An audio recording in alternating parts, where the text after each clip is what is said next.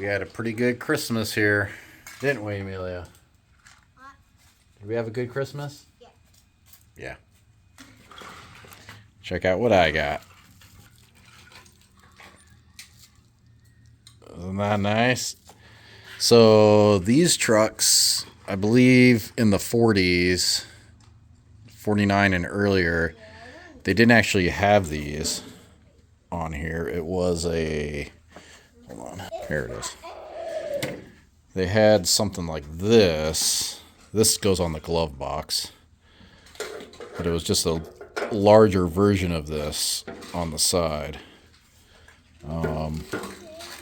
And these are cool, but I actually like these better for the hood. So I was hoping that it would fit, and it actually lines up perfectly.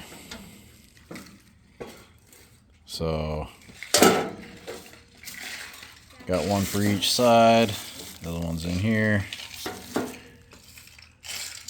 So once this has paint on it, we'll pop those on there, and got the little clips for it.